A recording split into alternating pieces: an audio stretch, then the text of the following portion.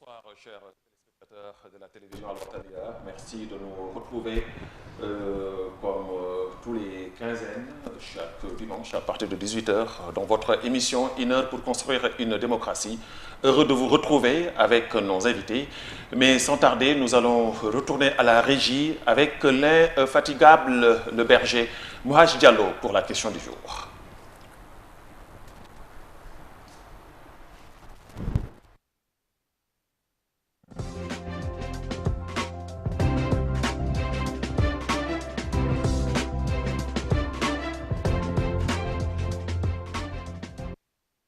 Donc la question du jour, c'est la liberté d'expression, la liberté d'opinion.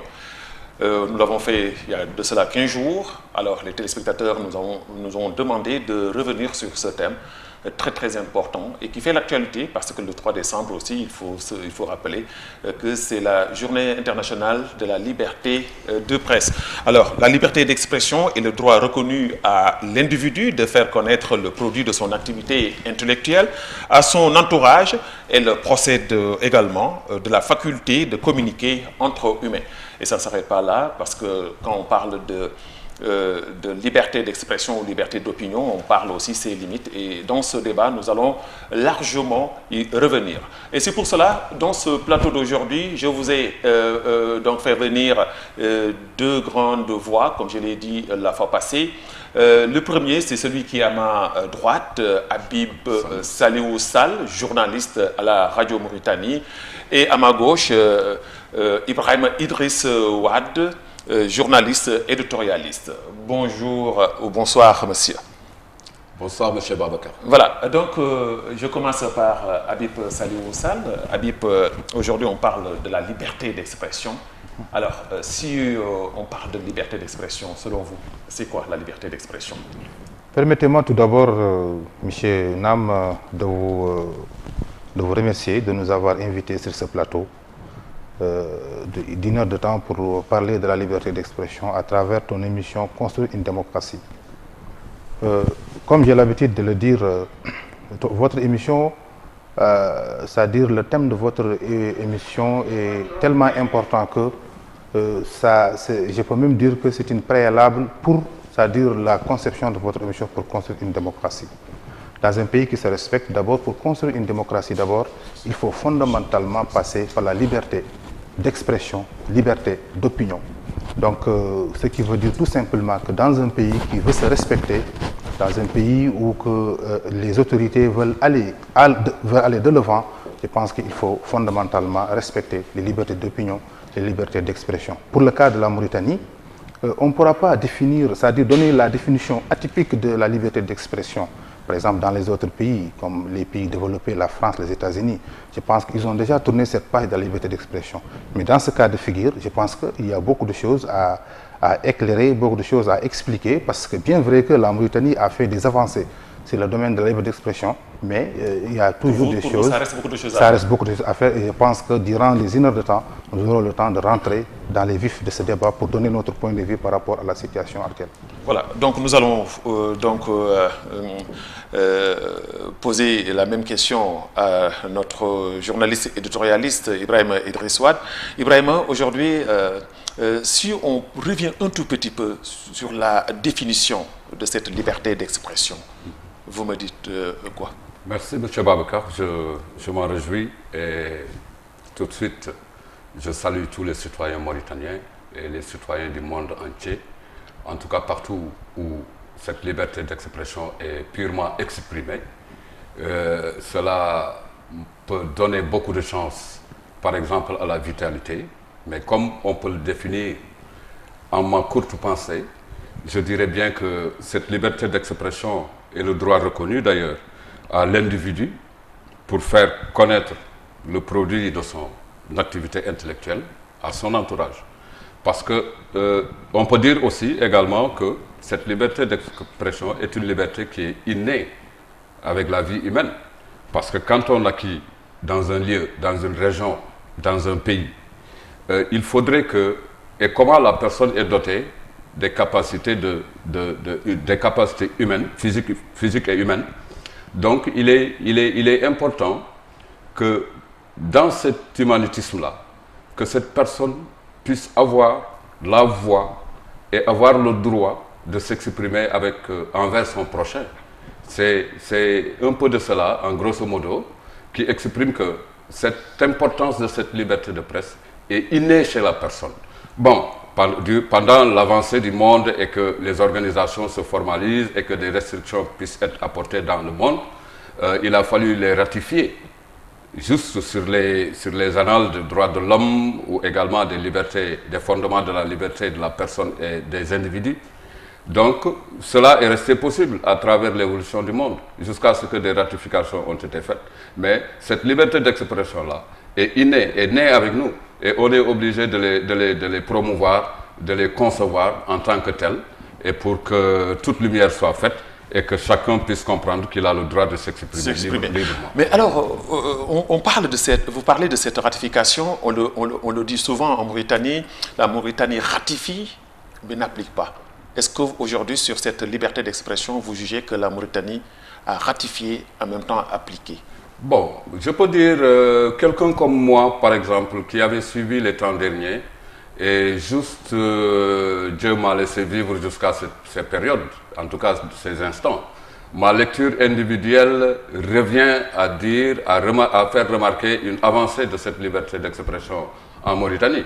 Parce que si on remonte par exemple de 20 ans, de 15 ans, 20 ans, on sait ce qui s'était passé ici. Les gens étaient enfermés dans cette liberté d'expression. On n'osait pas dans les rues parler de l'État ou parler du président de la République ici en Mauritanie. Ça fait 20 ans de cela ou quelques 15 ans. Mais aujourd'hui, quand on défile par exemple sur la toile et quand on observe un peu ce qui se passe dans les télés privées et les radios privées, moi, je suis quelqu'un qui dit que la Mauritanie a évolué dans cette liberté. Alors, vous ne pensez pas que c'est le peuple qui a arraché cette victoire? Bon, forcément. Parce que là où Parce que nous sommes au XXIe siècle, on est plus fort. Forcément, voilà. Avec tous les pays d'ailleurs, pour éviter d'être laissé en rade, on est obligé de montrer une façade à la forme et au fond de cette liberté d'expression-là. Si, par exemple, je donne l'exemple que c'est notre religion même qui le dit. L'islam s'est fondé par des expressions qui ont été bien formulées à l'endroit de ne pas gêner les uns et les autres. Donc c'est dans notre religion qu'on puise cette formule-là pour pouvoir évoluer dans un pays islamique comme la Mauritanie. Et effectivement, la liberté d'expression est forcément un module qui doit évoluer en Mauritanie, parce que c'est un pays déjà qui est très jeune sur le plan démocratique, et un pays déjà à qui l'on connaît avec ses multiples troubles dans les temps, et que forcément, comme vous avez dit, les populations en ont besoin à un certain moment. On ne peut pas rester enfermé dans un cadre vital pour ne pas s'exprimer avec les frères, dans la maison, dans la rue, dans les voies publiques, même dans les institutions. Il faut que cette liberté d'expression-là puisse prendre sa forme et que vous l'avez dit, le peuple en avait besoin, être enfermé pendant des années et des années, bloqué par cette liberté d'expression-là. Mais aujourd'hui, depuis quelques années quand même, je vois que tantôt la population avait besoin et l'a arraché, mais aussi l'État a compris.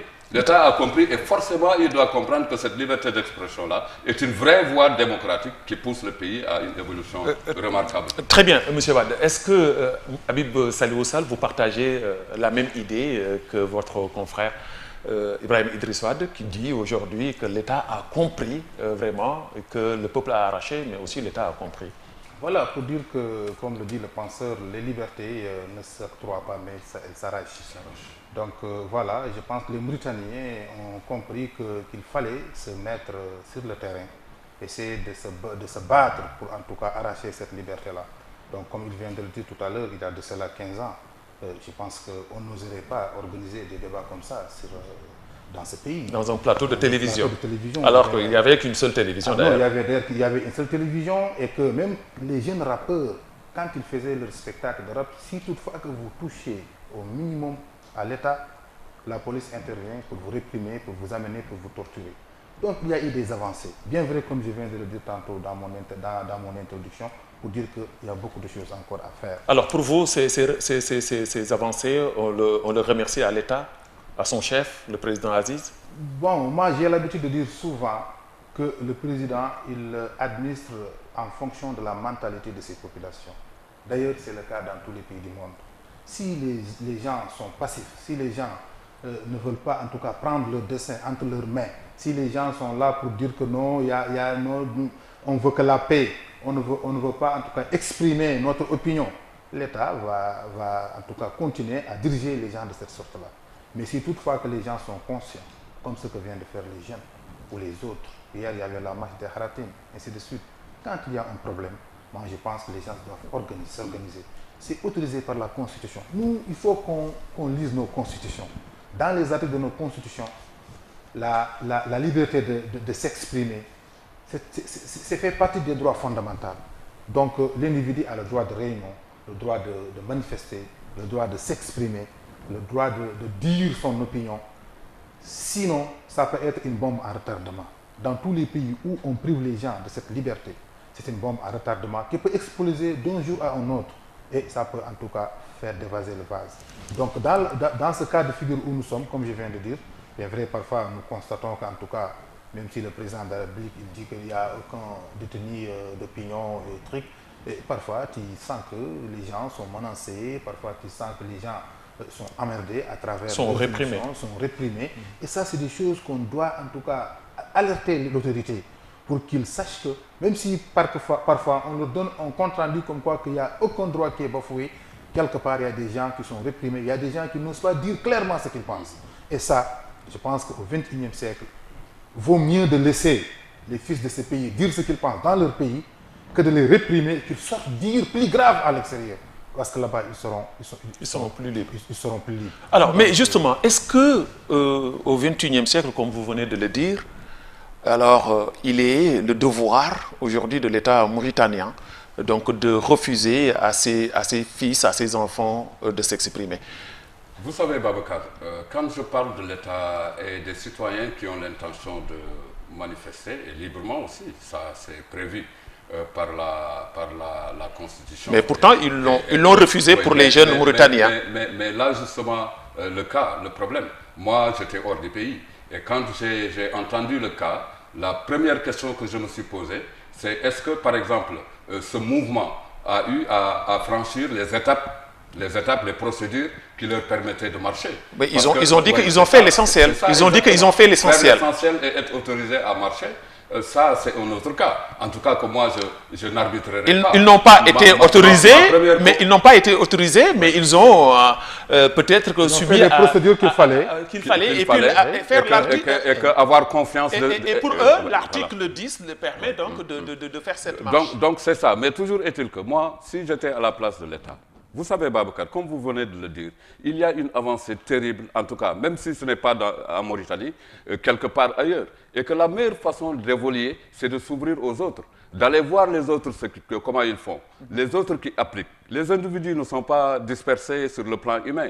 Nous sommes nés de la même façon et nous évoluons de la même façon. Chacun ce qu'il veut, à s'exprimer là où il veut, à gagner ce qu'il veut, sa vie. Donc, il n'y a pas question aujourd'hui que ce qui se passe ailleurs ne peut pas se passer ici en Mauritanie, alors que nous sommes des individus tous, ici d'une même humanité. Ça, c'est la règle. Donc, quand j'ai envie de parler de l'État par rapport au cas, je dirais que la meilleure solution aujourd'hui et la plus respectable, c'est de pouvoir permettre aux citoyens de s'exprimer.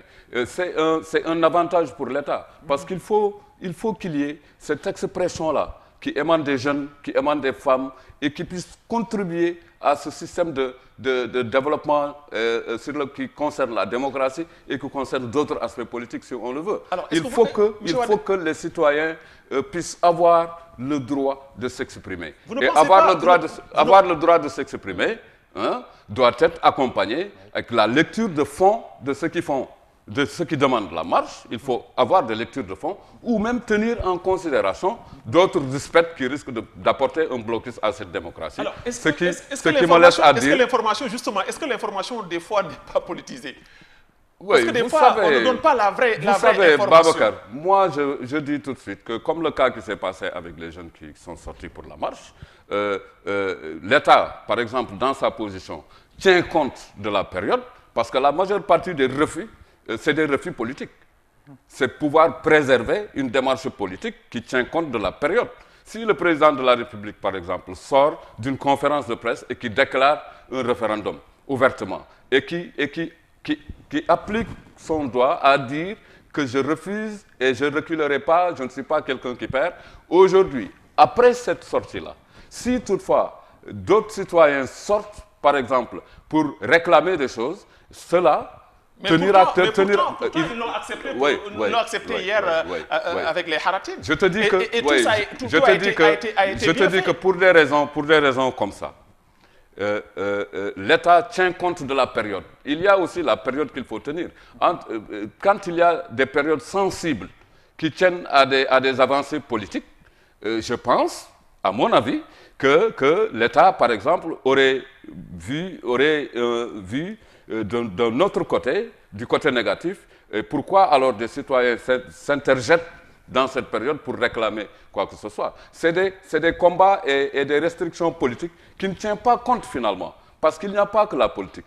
Il faut écouter les citoyens parler. Ça, l'État doit ouvrir une vanne de réclamation, d'autant plus que les manifestations sont permises, les associations sont permises, tout est permis dans le cadre associatif. Toutes ces formes-là, c'est des formes de liberté d'expression, de pouvoir se regrouper, partager des opinions et les divulguer, soit par voie de presse, soit par une marche. Et là, je dirais bien que je lance un appel à l'État, de plus en plus qu'il y ait des citoyens qui veulent s'exprimer pacifiquement, soit par des marches ou autres formes. Je pense que l'État doit pouvoir les accepter, les encadrer, okay. Ouvrir les vannes, les écouter et régler finalement leurs problèmes. Alors, exactement. Justement, si on parle de cette liberté d'expression, on ne peut pas ne pas parler de la politique. Alors, la politique aussi joue un rôle très essentiel sur la liberté d'opinion. Est-ce que aujourd'hui, en tant que journaliste, Habib Saliou Sall, vous jugez que le politique joue son rôle normal, correct, vu aujourd'hui donc de cette liberté d'expression? Bon, c'est-à-dire, j'ai pas bien compris votre question. Non, je veux dire qu'aujourd'hui, les politiques jouent un rôle essentiel dans la liberté d'opinion. Parce que quand on parle de politique, on parle de liberté d'opinion. Voilà. Les politiciens, je veux dire, disent à tout instant, surtout l'opposition, je parle de l'opposition, ils sont marginalisés, ils ne sont pas écoutés, ils ne sont pas suivis, même s'ils ont ce droit de marcher, ils ont ce droit de s'exprimer, alors il y a quelque chose qui manque parce qu'il y a l'État qui est là, qui les bloque. Alors, est-ce que vous jugez aujourd'hui, au XXIe siècle, ma question revient, qu'il est normal de refuser à ses citoyens le droit de marcher ou le droit de s'exprimer? Moi, je pense qu'il faut vraiment reconnaître que, en tout cas, sur notre courte expérience que nous avons, durant les 15 dernières années, je pense que les partis politiques en Mauritanie doivent s'estimer très heureux. En tout cas, depuis 15 ans, jamais un chef d'État, un chef de parti politique n'a jamais mis en prison parce qu'il a fait une déclaration à sa façon. Les partis politiques, ils sont vraiment libres. Libres sur toute la ligne de dire ce qu'ils veulent et de dire ce qu'ils pensent. Ils n'ont jamais été réprimés. Ils occupent aussi ils occupent les radios, ils occupent les télés. C'est mon problème. Là, je risque de glisser sur un autre terrain. C'est que le politique doit encore redéfinir sa position. Pour apporter d'autres alternatives pour sortir la Mauritanie de cette impasse. Mais M. Nam, on ne peut pas rester pendant 20 ans. 20 ans, mais c'est beaucoup pour la vie d'un homme. Tout à fait. En train de se focaliser sur des choses qui ne tiennent pas leur bout. Moi, je pense que l'opposition doit s'estimer heureux et de participer à la démocratie, à la liberté et au développement de ce pays-là. Moi, je pense que sur ce point, honnêtement, donc pour vous, sur ce point, honnêtement, pour vous, l'opposition ne participe pas? Non, l'opposition, en tout cas, elle est libre de dire ce qu'elle pense, de dire ce qu'il veut. Elle n'a jamais été, en tout cas, ni emprisonnée, ni réprimée, ni en tout cas interdite à une marche. En tout cas, la FNDI, le Front, les FNDI par exemple, à chaque fois qu'ils ont besoin de faire une manifestation, ils le font. On leur autorise leur manifestation. Rien que hier, les Haratines ils faisaient leur marche pour le manifeste des Haratines, mais ils l'ont fait dans les conditions qui laissent en tout cas à apprécier. La fois passée, les jeunes ont fait leur marche, ils ont été réprimés. C'est ce qui est déplorable. Je ne peux pas comprendre dans un État où on autorise certains de faire la marche Et surtout, la jeunesse représente... Mais la jeunesse représente 60% de la... 70%. Ouais. Et puis c'est une jeunesse qui est fatiguée, Babacar.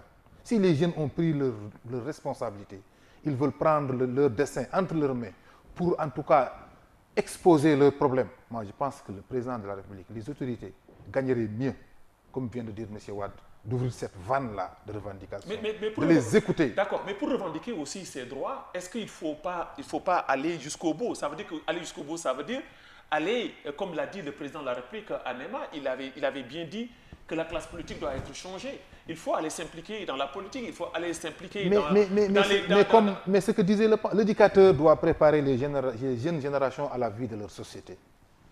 Mais aujourd'hui, cette classe politique-là doit vraiment préparer les jeunes. C'est de la place ou bien? Non, mais soit c'est de la place, soit préparer les jeunes pour que demain, qu'ils puissent en tout cas prendre les leviers de l'État. Mais c'est la classe politique. Depuis 1960, en tout cas nous, depuis qu'on était enfants jusqu'à maintenant, on voit les mêmes têtes. On voit les mêmes têtes et on entend les mêmes discours. Donc je pense qu'aujourd'hui, ce qui prévaut, cette situation-là, le président de la République, l'État, les institutions doivent écouter cette jeunesse-là. En tout cas, moi, tout ce que je peux dire que c'est une bombe en retardement. C'est une masse qui est là, dans les Adouaba, dans les Kaba, dans les quartiers périphériques, et qui ont des nouvelles idées, qui se construisent, ils sont en train de s'organiser, mieux vaut de les écouter. Mais ce qu'ils ont proposé, mais il n'y a pas mieux que ça. Nous sommes des jeunes, nous voyons que nos problèmes, nos droits, nos trucs sont bafoués. Nous demandons à ce que le président de la République nous reçoive et nous écoute dans la discipline, dans le respect. Mais le président gagnerait mieux de les recevoir et de les écouter. Et quand il les écoute, mais tout ce qui est possible, il le fait. Tout ce qu'il ne peut pas entreprendre tout à l'heure, mais il leur tient un langage de vérité, un langage clair.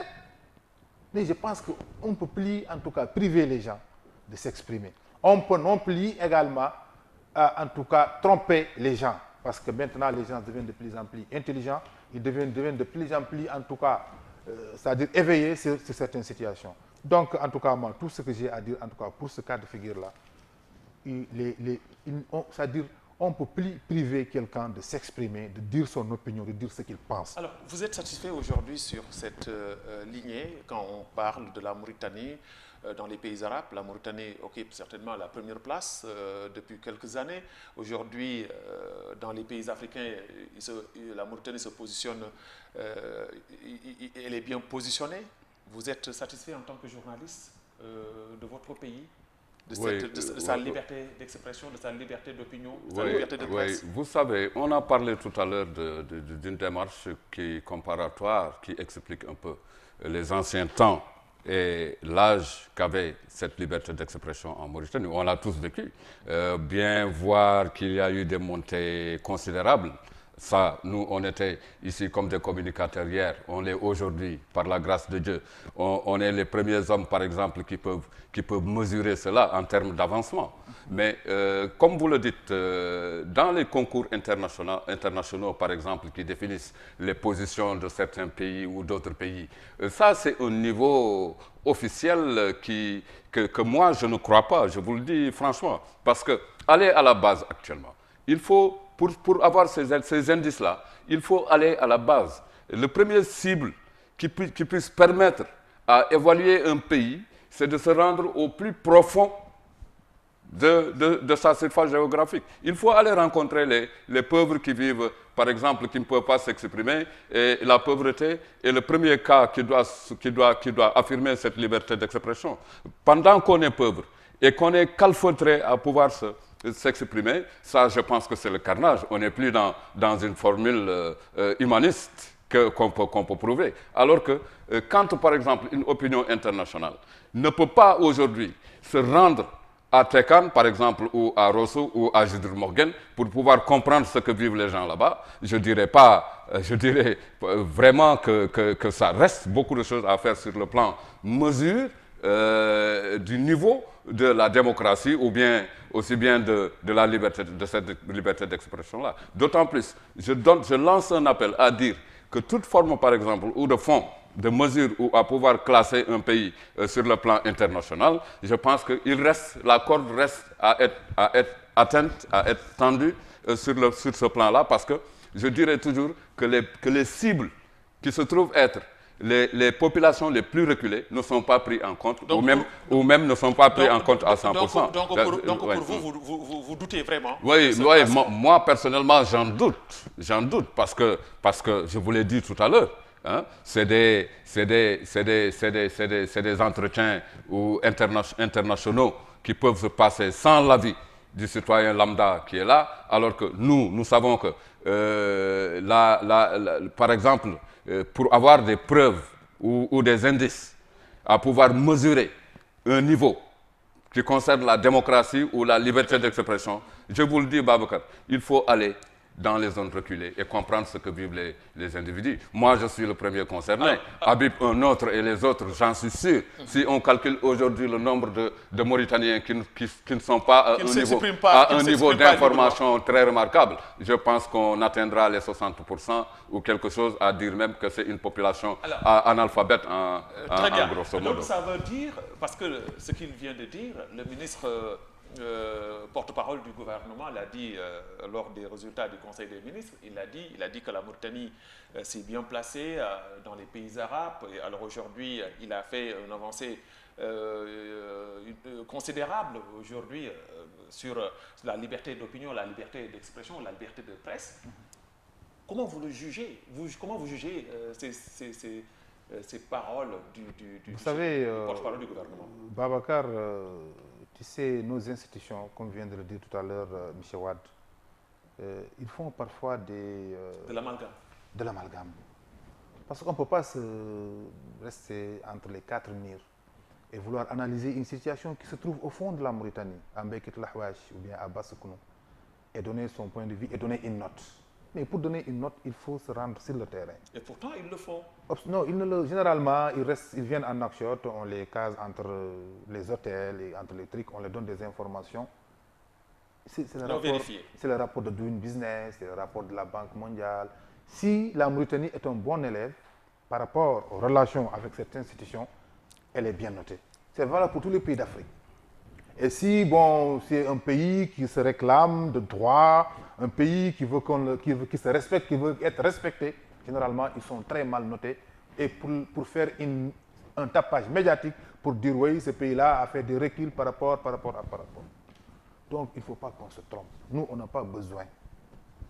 On n'a pas besoin d'attendre certaines institutions internationales pour venir dire que oui, voilà, la Mauritanie est premier dans les pays arabes. D'ailleurs, les pays arabes ne sont pas un exemple de liberté d'expression et de démocratie. Généralement, c'est des pays où il y a le royaume. Ce n'est pas des pays où il y a des exemples de démocratie. Nous, ce que nous avons dit au début, moi je pense que je vais revenir pour redire la même chose. Je dirais qu'il y a de cela 15 ans, c'était très difficile de prononcer même le nom du président de la République. Chaque communauté avait en tout cas un nom qu'il prononçait pour le président de la République. Mais aujourd'hui, Dieu merci, les populations se sont dressées contre tout obstacle pour dire que rien ne se passera comme ça. Rien ne se passera ainsi.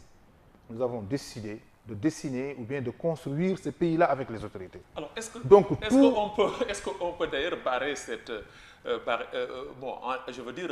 barrer la route à ces Mauritaniens, alors que nous sommes au XXIe siècle, avec les réseaux sociaux? On ne peut pas. C'est pourquoi j'ai tweeté sur la marche des jeunes. J'ai dit que le gouvernement gagnerait plus s'il avait encadré ces jeunes-là. Et accepter la marche jusqu'à la présidence. On les écoute. Ils ont leur plateforme. Ils vont déposer. Le président va prendre ça très au sérieux. Parce que, vous savez, ceux qui sont généralement autour du président de la République ne donnent pas au président la bonne information. Parce que certains, ils ne préservent que leur intérêt mesquin. Ça, il faut le dire aussi. De ce fait que, ils vont dire, oui, le président, tout est rose. Tout va bien. Non, ces jeunes-là, c'est des gens de flamme. Ces jeunes-là, non, il ne faut pas les qualifier. Moi, je connais les jeunes qui ont organisé les marches. C'est des jeunes qui sont au service de la jeunesse. Tout ce qu'ils font, c'est la jeunesse. Les réunions, ils sont pacifiques. C'est des jeunes qui veulent... Mais d'ailleurs, nous ne sommes plus des enfants. C'est lui qui fleure les 40, 45 ans. Mais tu n'es plus un jeune. Il faut qu'ils arrêtent de nous appeler les jeunes. Quelqu'un qui a 40 ans, il n'est plus jeune 40 ans, 45 ans. Le prophète sallallahu alayhi wa sallam, c'est à l'âge de 40 ans qu'il a pris le nubuwa. Donc nous, en tant que musulmans, à l'âge de 40 ans, tu es mûr, tu es prêt pour diriger un pays. Et Emmanuel Macron, qui est actuellement bien positionné pour être le prochain président, il a 38 ans ou 39 ans. Tout à fait. Donc je pense que ce qui est important dans ce cas de figure, c'est qu'au XXIe siècle, là où nous sommes, il n'est plus autorisé à restreindre les libertés. L'article 10 de la Constitution autorise le droit de réunion, le droit de manifester, le droit de faire la marche, le droit d'opinion, le droit de dire en tout cas ce que tu penses. Moi, je pense que, en tout cas, si tu vois l'exemple de la France, les grandes démocraties, mais les gens ont tourné cette page de liberté d'expression depuis très longtemps. Ouais. C'est pourquoi les gens, actuellement, ils fouillent autre chose. Ils pensent au développement. Mais il faut accepter aussi que la Mauritanie est un jeune pays. Hein. Oui, c'est vrai, c'est un jeune pays. C'est pourquoi nous avons dit que... Pourquoi en termes de quoi il est un jeune pays? Nous avons vécu 50 ans, 52 ans, 57 ans comme les autres pays d'Afrique. Mais la Mauritanie a été bloquée longtemps, il y a de cela 15 ans. On n'allait même pas par des régimes militaires, organiser un débat politique, un débat de liberté d'expression comme ça. Donc nous avons accusé beaucoup de retard. Beaucoup de retard par des régimes militaires qui sont succédés de 1978 à nos jours. C'est en 1994 que la démocratie est arrivée en Mauritanie. A commencé à s'installer tout petit peu en Mauritanie. Donc on peut dire qu'il y a eu des avancées, comme on dit, mais nous demandons au président de la République d'être à l'écoute de ces populations. Nous demandons au gouvernement d'être à l'écoute de ces populations, quel que soit. D'être plus attentif. Très attentif et de les écouter.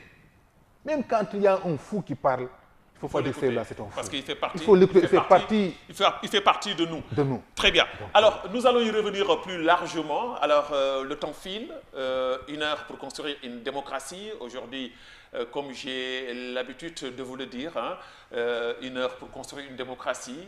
Bon, c'est vrai, 1 heure est très petite donc pour vraiment débattre de tout ça. Raison pour laquelle je vous ai fait donc revenir donc sur ce thème, sur la liberté d'opinion, la liberté d'expression. Aujourd'hui, nous avons invité Habib Salou Sall, journaliste à la radio publique, et Ibrahim Idriss Wade, journaliste éditorialiste. D'ailleurs, nous allons y revenir plus largement sur la radio publique, parce que vous faites partie de ces journalistes-là qui exercent aujourd'hui à la radio publique, la radio d'État, comme vous voulez. Mais, chers téléspectateurs, vous pouvez aussi participer donc, dans cette émission en appelant sur les 2 numéros affichés sur la bande de votre petit écran pour participer avec nous donc, sur cette émission. Mais sans tarder, nous allons parler d'un autre point important, très important. Quand on parle de liberté d'expression, liberté d'opinion, il y a ses limites. Il y a ce qu'on appelle ces limites-là. Alors, il y a quelqu'un au téléphone, on le prend. Allô? Oui, bonsoir. Bonsoir. Oui. Ça va, je voudrais faire une petite intervention par... Oui, nous vous écoutons. Vous appelez d'où et vous appelez comment? Je te remercie, c'est ma première fois de faire une intervention sur votre chaîne. Réellement, le débat avec ces grands intellectuels m'a attiré, de manière que j'interviens de cette manière. Merci beaucoup, merci. Alors, nous vous écoutons.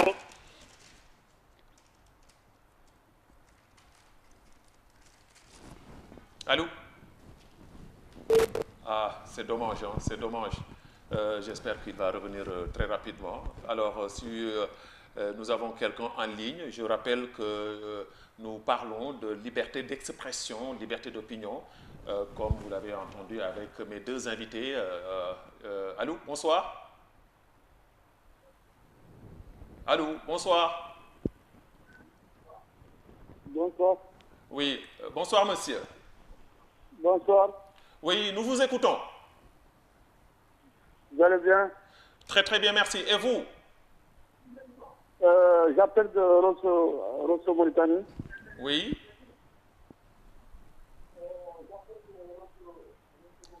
S'il vous plaît, laissez la télévision et parlez directement avec nous.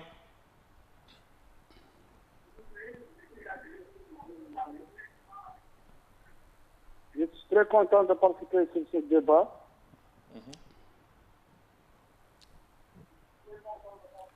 C'est dommage, hein, il y a avec cette deux jeunes interférence. de l'histoire, des jeunes intellectuels.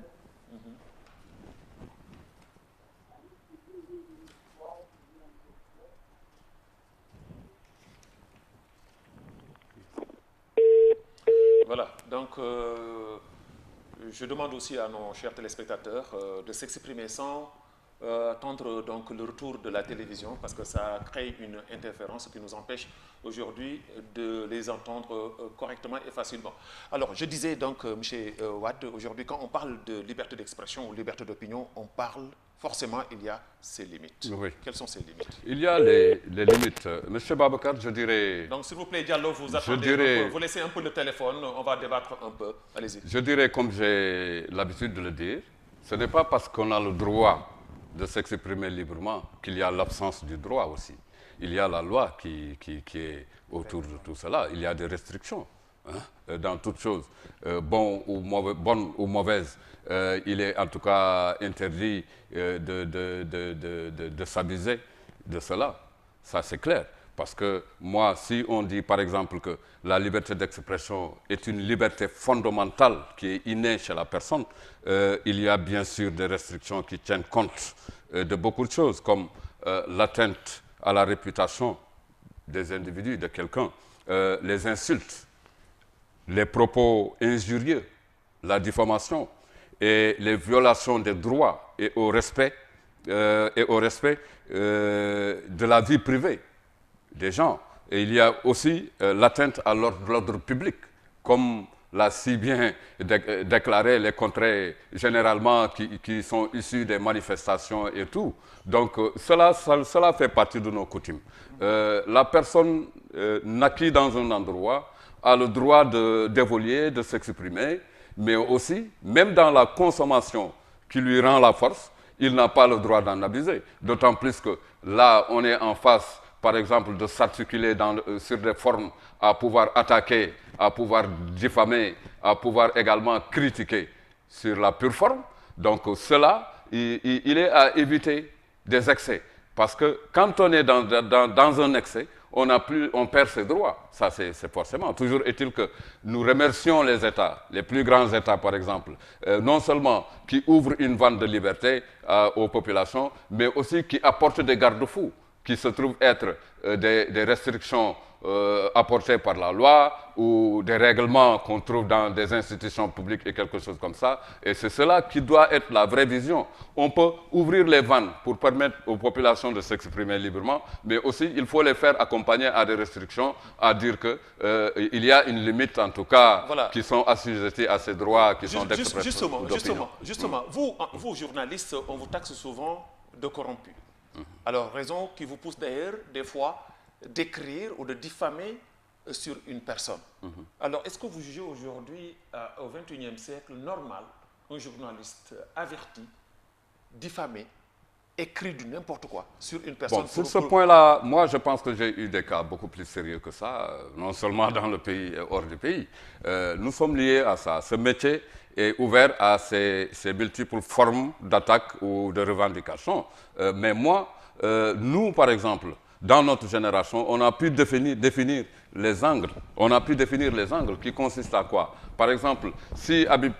Habib, aujourd'hui, il devient maire de Judril Morgan et que je voudrais apporter, par exemple, des éclaircissements ou rapporter des informations comme il est de droit face à la population, il faut qu'elle reçoive des informations d'une certaine localité ou d'une certaine gestion. Mais je dirais que si toutefois, parler à Habib en tant que personne, en tant que directeur de société, ne signifie pas parler à Habib en tant qu'institution, un maire d'une commune. Il est une personnalité morale.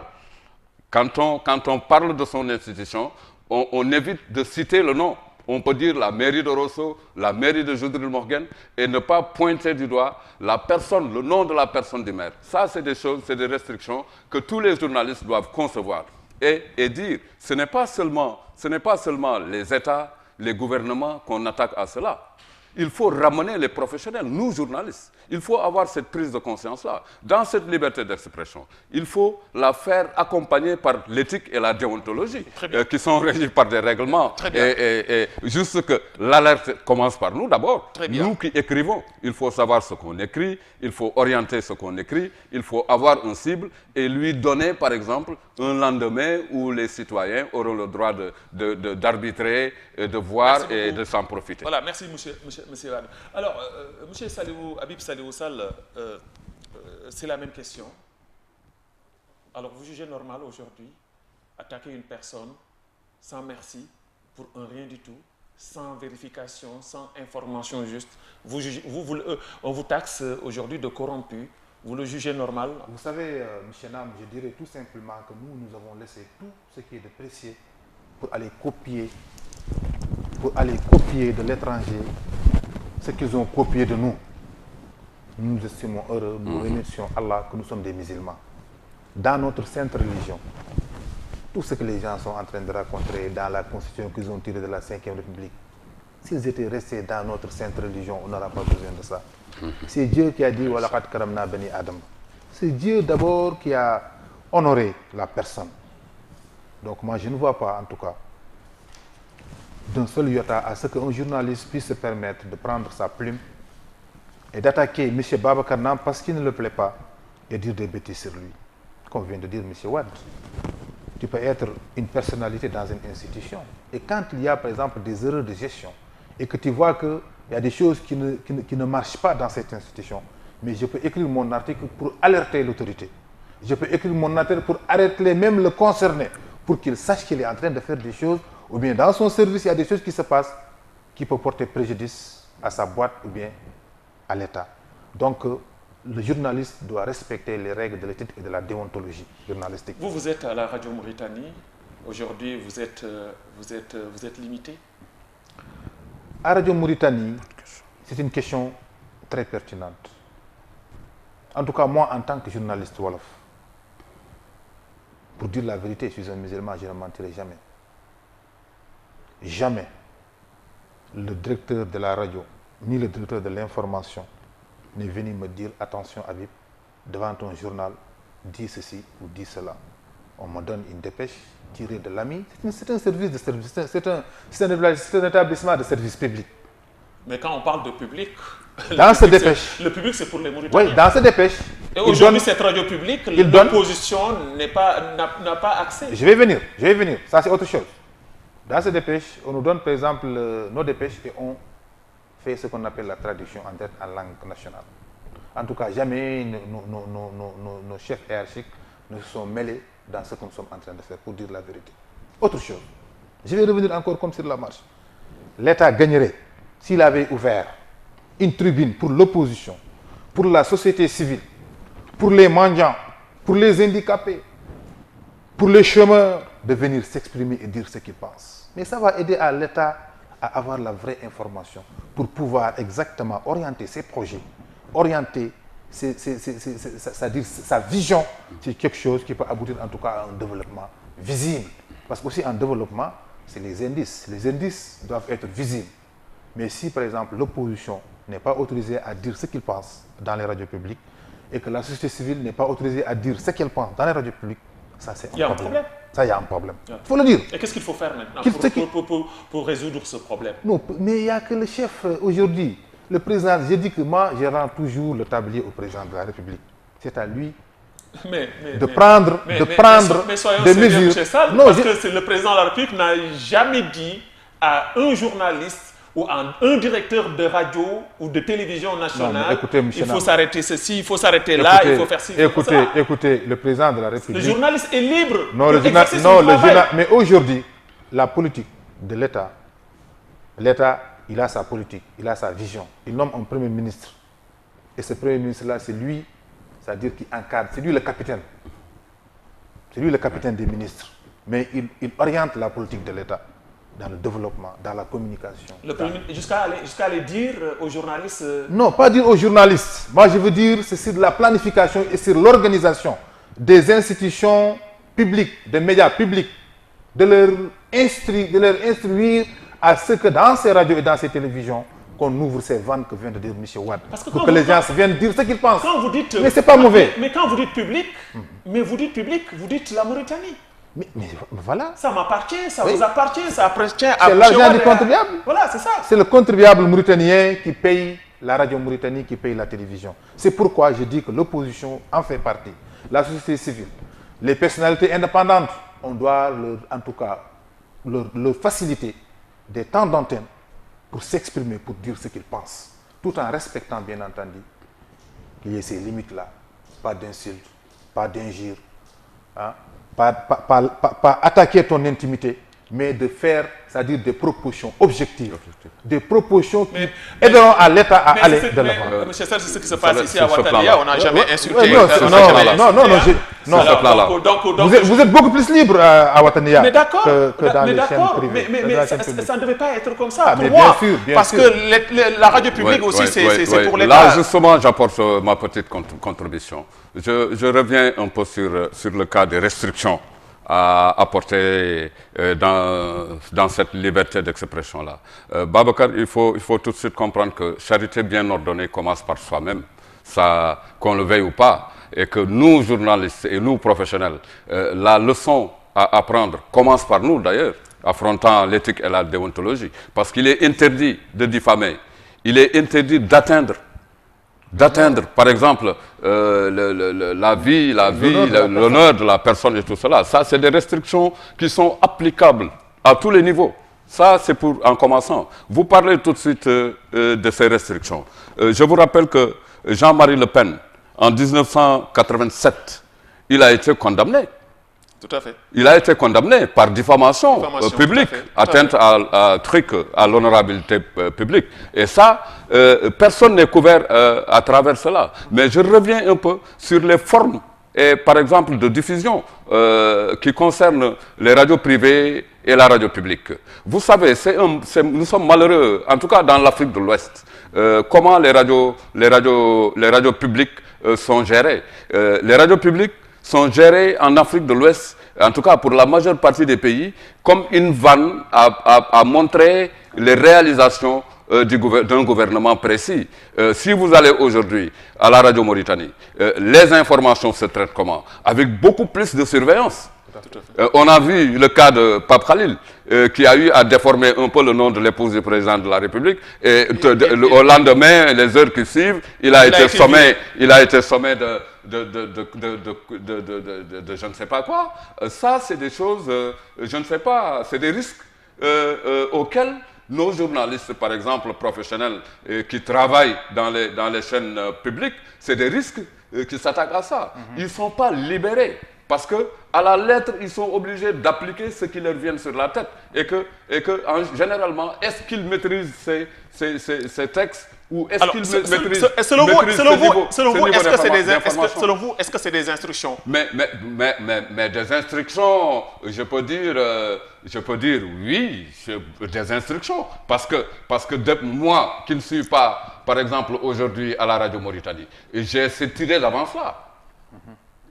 J'ai fait la radio Mauritanie, j'ai fait 4 mois à la radio Mauritanie. Mais comme j'ai une profession qui tire un peu au système de traitement d'informations, de les orienter, ça a été difficile d'intégrer le parcours de cette radio Mauritanie, le parcours interne de cette radio Mauritanie. Très bien. Ça m'a fait des restrictions sur lesquelles je ne pouvais pas m'adapter et je suis sorti par la porte. Pourquoi? Parce que tout simplement, ce que j'ai appris, c'est recevoir de l'information ou aller chercher de l'information, traiter cette même information, la faire vivre dans mon sang pour pouvoir le diffuser avec maîtrise. Et cela ne se passe pas à la radio Mauritanie. Il faut traverser beaucoup de boxes pour traiter une information. Et généralement, ça se passe d'une manière où l'eau coule dans la vanne et qui sort comme ça. Et que les gens très bien, comme ça. Très bien. Ils sont, généralement, ils sont pris comme des radios qui, par exemple, diffusent les réalisations dans la favorabilité de Très bien, Monsieur Wade. Nous allons donc presque, il nous reste plus de temps, hein, il nous reste juste 7 petites minutes, mais nous allons donc sur une rubrique très très importante, donc avec Mouhaj Diallo, le berger, Donc, rubrique du comportement, ou des comportements, comme vous voulez.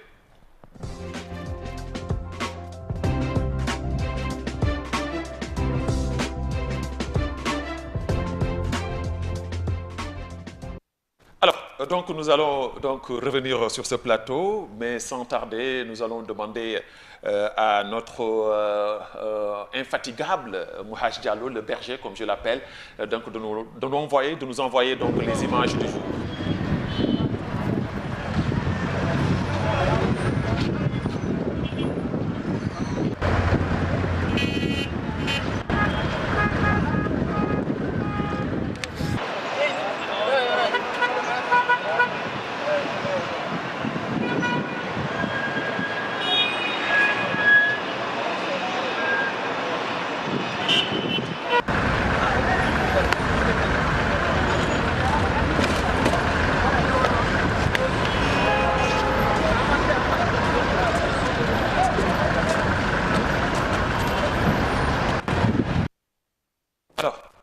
Vous avez vu donc ce qui s'est passé ou ce qui se passe dans nos grandes artères de la capitale mauritanienne. Décevant. Et c'est décevant. Ouais. Alors comment vous expliquez ces actes?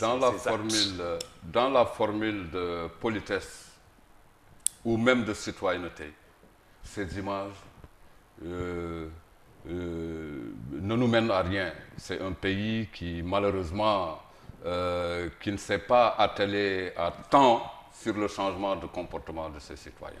Vous l'avez dit tout de suite dans la rubrique de liberté d'expression. Nous sommes un pays très jeune quand même dans la démocratie. Mais c'est dans la démocratie qu'on peut régler ces genres de problèmes. Parce que qui dit citoyenneté et démocratie... Mais moi je pense que ce problème est personnel. Mais hein. Vous savez, parce que l'État a mis combien de milliards dans cet aspect insalubrité?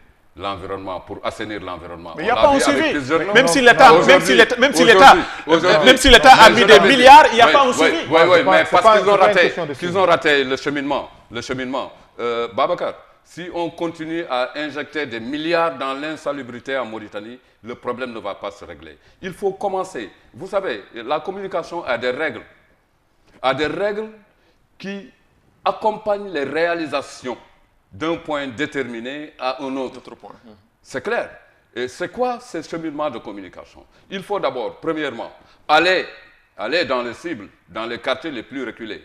Nous avons un problème. Le niveau d'information en Mauritanie n'atteint pas la base. C'est ça notre problème. On confie à quelqu'un qui fait un tour à la capitale et qui revient, qui rencontre à l'État. Ce n'est pas ça. Il faut aller rencontrer les populations et dans le cadre de changement de mentalité. Voilà. C'est une sensibilisation. Moi, c'est là-bas que je vais... C'est la première étape. Oui. On continuera à injecter des milliards ici sans pour autant régler ce problème. Voilà. Il faut changer l'esprit du Mauritanien d'abord pour pouvoir lui permettre... Très bien. On va terminer avec M. Watt disait que l'État a injecté des milliards, alors qu'il y a des préalables.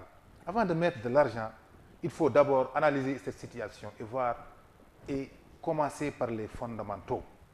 Il fallait d'abord commencer impérativement par un changement de mentalité.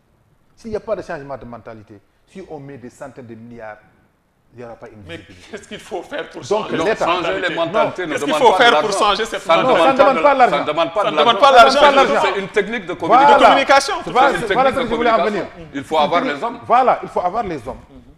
Il faut en faire un programme quinquennal. Ce n'est pas un programme d'une semaine de sensibilisation à Bogué ou à Kaïdi. On amène le ministre, il dit oui, changement de mentalité. On prend 5 millions, on met ça dans cette sensibilisation dans les hôtels et ça s'arrête là. Non. Il faut aller à la base, sensibiliser les gens sur ce changement de comportement. Sinon, je ne dirais pas la Mauritanie, mais l'Afrique va beau investir des milliards, mais il n'avancera d'un seul iota. Donc moi, je pense que vraiment, c'est une image qui n'honore pas choquante, qui n'honore pas même la dignité humaine. Tout à fait. En pleine capitale. Et il y a des images plus pires que ça. Non, je dis, au XXIe siècle, en pleine capitale, on verse de l'eau. À côté de l'autre. On étale les marchandises partout. Oui. Même si l'État, par exemple, arrive à, par exemple, vouloir dégager les gens, vont dire oui, c'est des pauvres, on est en train de les restreindre. Non, c'est pas ça. Regarde ce qui se passe au carrefour de la mosquée marocaine. Voilà. Ce qui se passe aujourd'hui sur donc, pour terminer, le nouveau marché. Pour terminer, Moi, M. Wade, il est l'heure. Moi, je pense qu'il est l'heure, comme il vient de dire, 1 heure pour construire une démocratie n'est pas suffisant. n'est pas suffisante. Je pense que les responsables de la radio nous écoutent et ils vont essayer de trouver une solution à ça. Mais je pense qu'aujourd'hui, Babacar, les populations, l'État est le premier responsable, a l'obligation de sensibiliser, d'éduquer et d'accompagner les populations. Sensibiliser, passant par les Non, mais j'ai assisté l'autre jour à un séminaire sur, je vais sortir un petit sujet sur l'immigration clandestine. On nous amène là-bas à l'hôtel Maurice Sante. On est là-bas, on mange bien, il y a tout est à notre disposition, après on sort. Mais j'ai dit aux gens, au moment où nous sommes là dans les hôtels en train de discuter, mais il faut aller rencontrer la base directement, les cibles, leur expliquer, leur créer d'autres alternatives. Ils vont jamais le faire. Ils vont jamais le faire. Pourquoi? Parce que ils vont jamais le faire. Je suis vraiment désolé. Je vous donne 1 minute parce qu'il est l'heure. Et je te dis qu'1 minute n'est pas suffisante. Alerte à vos supérieurs qui doivent nous accompagner dans cette construction. Alerte à Marfoula. Marfoula, 1 heure pour construire une démocratie est insuffisante. Sur cet aspect, je lance un appel au ministre de la Santé. Il faut que le ministre de la Santé puisse ordonner à ces institutions de faire ressortir un peu ce qui ressort de cette insalubrité, voir le niveau de provocation des maladies qu'il engendre. Il faut que ce ministère du Travail surtout à un mois de l'hivernage, par des bandes dessinées. Regardez combien de citoyens mauritaniens achètent une bouteille de viande par jour. Il y en a combien? Et tout le monde, et dès qu'on finisse les bouteilles, on les largue dans la rue. Ça, c'est une version qui nous est automatique. D'autant plus que très malheureuse pour le citoyen mauritanien lambda que nous sommes. Merci beaucoup, le grand Ibrahima Idrissa Wade. Très heureux, très content de partager encore ce plateau d'1 heure pour construire une démocratie avec vous. Merci également à Habib Salihou Sall, journaliste donc, à la radio nationale. Mes chers téléspectateurs, nous avons l'immense plaisir de partager donc ce plateau avec vous, vous aussi, les téléspectateurs fidèles de la télévision Al-Wataniya, comme j'ai l'habitude de le dire, la chaîne leader, la meilleure chaîne des chaînes, et je pense que j'ai le plein droit de faire cette publicité pour Wataniya. Merci également à la régie, Mouhaj Diallo, l'infatigable, le berger comme je l'appelle, merci à Eli Cheikh, merci à Mohamed Issa, à Oumar Diop, donc je remercie tout le monde. Je vous donne rendez-vous dans 15 jours dans un autre numéro. 1 heure pour construire une démocratie.